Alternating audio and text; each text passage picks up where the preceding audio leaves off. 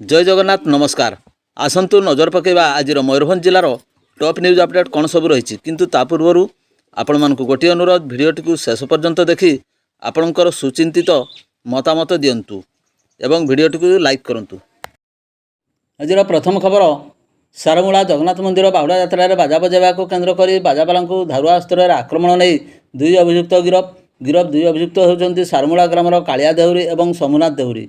सूचना मुताबक मरड़ा थाना अधीन खुरुंटिया ग्रामर संजय कालंदी बाहुड़ा यात्रा बाजा बजाइवा को सारमूला जाइथिले।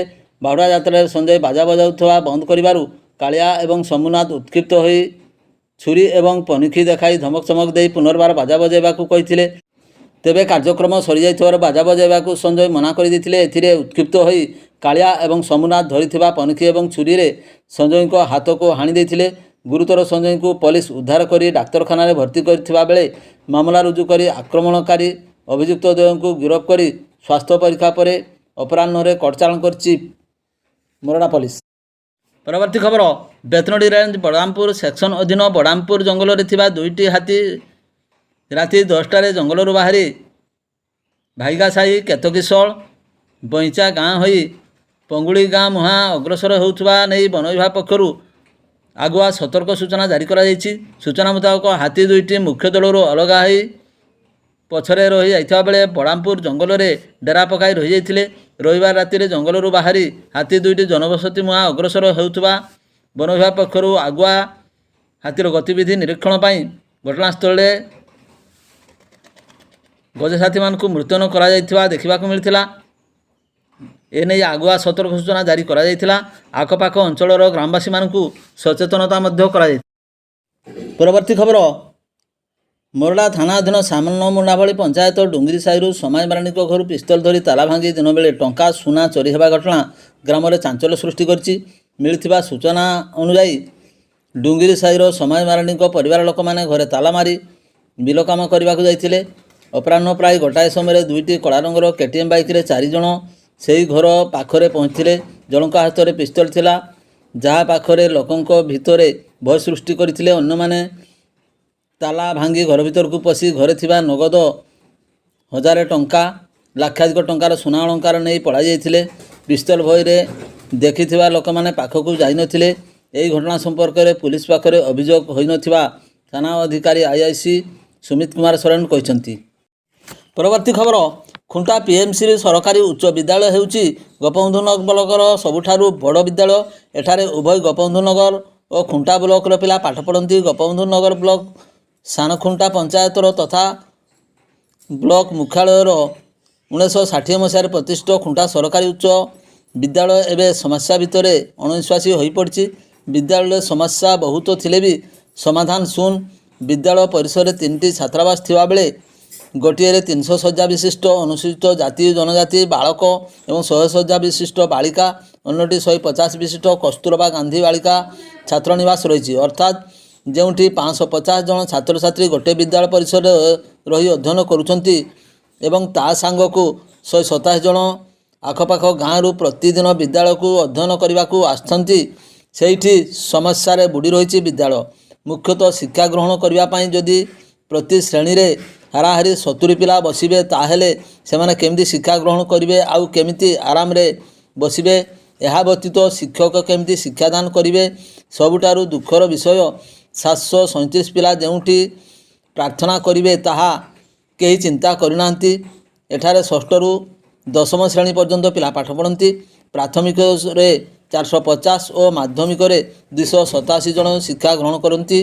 छात्री निवास रे जन छात्री को मृत्यु को नहीं चाकरी बहिष्कार होता प्रधान शिक्षयित्री एवं प्राय 1.5 वर्ष है यही पद खाली पड़ी। यह व्यतीत अन्य शिक्षक पद खाली पड़ी। तेबे मिलथिबा सूचना अनुसार प्राथमिक विद्यालय 2 जन शिक्षक अन्यत्र डेपुटेशन रे जाइछंती। परवर्ती खबर बामनघाटी अंचल में 19 दिन है वर्षा लगी रही धान चाष चाषी आगक आगे पार ना देखा मिली। मे मसरे जो चाष जमी धान बुणिले सेठारे अनामना गुल्म भर्ती हो गला। जामदा ब्लॉक रे 10टी पंचायत रे अधीन जेते सबू गाँ अधीन धान चाष हो 15 दिन है वर्षा पानी जमी रहा द्वारा चाषी निराश हो पड़ती। କିଛି ସ୍ଥାନରେ ଧାନ ତଳି ପଡ଼ୁଥିବା ବେଳେ ଆଉ କିଛି ସ୍ଥାନରେ ଧାନ ତଳି ରୋପଣ କରାଯାଇଛି ସତ, କିନ୍ତୁ ପ୍ରବଳ ବର୍ଷା ହେତୁ କିଛି ରୋପଣ ହୋଇଥିବା ଧାନ ଚାରା ଗୁଡ଼ିକ ଭାସିଯାଇ ଚାଷୀ ଅଭିଯୋଗ କରିଛନ୍ତି। ବହୁ ସ୍ଥାନରେ ବର୍ତ୍ତମାନ ସୁଦ୍ଧା ଧାନ ଚାରା ରୋପଣ ହୋଇପାରୁନଥିବାରୁ ଜାମଦା ଅଞ୍ଚଳରେ ଗରିବ ଚାଷୀ ନିରାଶ ହେବା ସହ ଚିନ୍ତିତ ହୋଇପଡ଼ିଥିବା ଦେଖିବାକୁ ମିଳିଛି।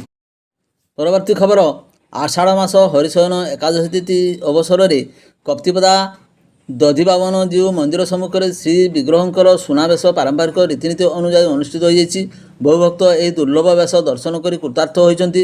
ବାହୁଡ଼ା ଯାତ୍ରାର ଦ୍ୱିତୀୟ ଦିବସରେ ଭକ୍ତଗଣ ରଥକୁ ଟାଣି ନେବା ପରେ ରଥ ସମ୍ମୁଖ ଦାଣ୍ଡରେ ଓଡ଼ିଶୀ ନୃତ୍ୟ ପରିବେଷଣ କରାଯାଇଥିଲା। ଅପରାହ୍ନ 5 ଘଟିକା ସମୟରେ ଶ୍ରୀ ବିଗ୍ରହଙ୍କ ସୁନାବେଶ ହୋଇଥିଲା। ଏହି ବେଶ ଭକ୍ତଙ୍କ ମନକୁ ବିମୋହିତ କରିଥିଲା।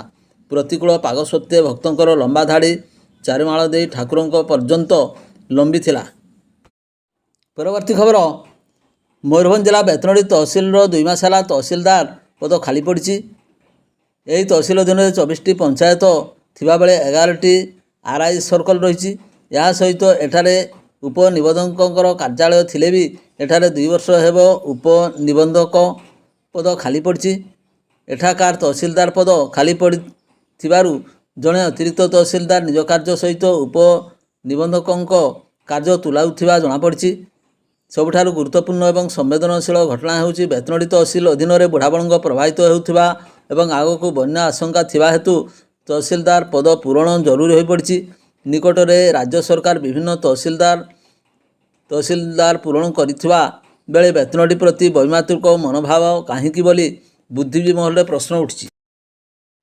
ପରବର୍ତ୍ତୀ ଖବର, ଓଡ଼ିଶା ଯୋଗ ଆସୋସିଏସନ ଅନୁକୂଳରେ ଅନୁଷ୍ଠିତ ହେବାକୁ ଥିବା ରାଜ୍ୟସ୍ତରୀୟ ଯୋଗ ପ୍ରତିଯୋଗିତାରେ ଅଂଶଗ୍ରହଣ କରିବା ପାଇଁ ସ୍ୱାମୀ ବିବେକାନନ୍ଦ ଯୋଗ ରିସର୍ଚ୍ଚ ସେଣ୍ଟର ଅନୁକୂଳରେ ଆୟୋଜିତ ଜିଲ୍ଲାସ୍ତରୀୟ ଯୋଗାସନ ପ୍ରତିଯୋଗିତାରେ କୃତିତ୍ୱ ହାସଲ କରିଥିବା ଶିବାନୀ ସିଂ ଏବଂ ରଘୁବୀର ବିନ୍ଧାଣୀ ମନୋନୀତ ହୋଇଛନ୍ତି।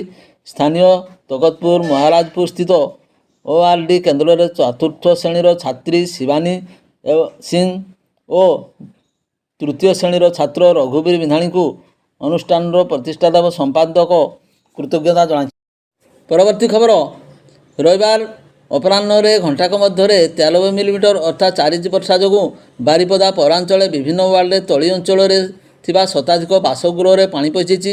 ପାଣି ଘେରରେ ରହିଥିବା ବାରିପଦା ନଗରପାଳ କୃଷ୍ଣାନନ୍ଦ ମହାନ୍ତି ଏବଂ କାଉନସିଲର ଅନନ୍ତ ଦାସଙ୍କ ନେତୃତ୍ୱରେ ପୌର ପରିଷଦ ଏକ ସ୍ୱତନ୍ତ୍ର ପ୍ରତିନିଧି ଦଳ ବିଭିନ୍ନ ତଳି ଅଞ୍ଚଳରେ ପ୍ରଭାବିତ ଲୋକଙ୍କର ଦୁଃଖ ବୁଝିବା ସହିତ ଆବଶ୍ୟକ ପଦକ୍ଷେପ ଗ୍ରହଣ କରିଛନ୍ତି। ବର୍ଷାରେ ବିଶେଷ କରି ପୌର ଅଞ୍ଚଳର ତୁଳସୀଚୌରା, ତକତପୁର, ମଧୁବନ, ଶଙ୍ଖପଟା, ମାଇନିଂ କଲୋନୀ ଆଦି ବସ୍ତିଗୁଡ଼ିକ ପ୍ରଭାବିତ ହୋଇଥିବା ଦେଖିବାକୁ ମିଳିଥିଲା। ପରବର୍ତ୍ତୀ ଖବର, ଦେଶର ପ୍ରମୁଖ କେନ୍ଦ୍ରୀୟ ଶ୍ରମିକ ସଂଗଠନ ଏବଂ ସ୍ୱାଧୀନ ଫେଡେରେସନ ସମୂହଙ୍କ ପକ୍ଷରୁ କେନ୍ଦ୍ର ରାଜ୍ୟ ସରକାରଙ୍କ ଶ୍ରମିକ, କୃଷକ, କର୍ମଚାରୀ, ସାଧାରଣ ମଣିଷକୁ ଶୋଷଣ ନୀତି ବିରୁଦ୍ଧରେ 9 ତାରିଖରୁ ବୁଧବାର ଦେଶବ୍ୟାପୀ ସାଧାରଣ ଧର୍ମଘଟ ହେବାକୁ ଯାଉଛି। କେନ୍ଦ୍ର ସରକାର ଦାନବୀୟ ଶ୍ରମ କୋଡ଼ ଓ ପୁଞ୍ଜିଗତ ପକ୍ଷପାତୀ ନୀତି ଏବଂ ଶ୍ରମଜୀବୀ ମଣିଷକୁ ରାଜରାସ୍ତାକୁ ଟାଣି ଆଣୁଛି। 4ଟି ଶ୍ରମ କୋଡ଼ ବାତିଲ କରିବା, ଚାଷୀର MSPକୁ ଆଇନଗତ ସ୍ୱୀକୃତି ଦେବା, ଜାତୀୟ ଶ୍ରମ ସମ୍ମିଳନୀ ତୁରନ୍ତ ଡକାଇବା, ସ୍କିମ୍ ୱାର୍କର ଯଥା ଆଶା, ଅଙ୍ଗନବାଡ଼ି ଏବଂ ପାଚିକା ସହାୟକଙ୍କୁ ଶ୍ରମିକର ମାନ୍ୟତା ସହ ମାସିକ ସର୍ବନିମ୍ନ 26,000 ଟଙ୍କା ମଜୁରୀ ପ୍ରଦାନ କରିବା, ମନରେଗା ଯୋଜନାରେ ବର୍ଷକୁ 200 ଦିନର କାମ ସହ ଦୈନିକ 600 ଟଙ୍କା ମଜୁରୀ ଧାର୍ଯ୍ୟ କରିବା, ଦରଦାମ ବୃଦ୍ଧି ନିୟନ୍ତ୍ରଣ କରିବା, ପୁରୁଣା ପେନ୍ସନ୍ ଯୋଜନା ଚାଲୁ କରିବା, ଠିକା ନିଯୁକ୍ତି ପ୍ରଥା ଉଚ୍ଛେଦ, ସର୍ବୋଚ୍ଚ ନ୍ୟାୟାଳୟ ଆଦେଶ ମତେ EPF ପେନ୍ସନ୍ ମାସିକ 9,000 ଟଙ୍କା ଲାଗୁ କରିବା ଇତ୍ୟାଦି 17 ଦଫା ଦାବିକୁ କାର୍ଯ୍ୟକାରୀ କରିବାକୁ ଉଭୟ ରାଜ୍ୟ ଏବଂ କେନ୍ଦ୍ର ସରକାରଙ୍କ ଉପରେ ଚାପ ପ୍ରୟୋଗ ପାଇଁ ଏ ଧର୍ମଘଟ ଡାକରା ଦିଆଯାଇଛି। ଏହି ପରିପ୍ରେକ୍ଷୀରେ ବମ୍ବେ ଛକରେ ନିଖିଳ ଓଡ଼ିଶା MDM ପାଚିକା ସହାୟିକା ଜିଲ୍ଲା କମିଟି ପକ୍ଷରୁ ପଥପ୍ରାନ୍ତ ସଭା ପୂର୍ଣ୍ଣିମା ପଣ୍ଡାଙ୍କ ସଭାପତିତ୍ୱରେ ଅନୁଷ୍ଠିତ ହୋଇଯାଇଛି।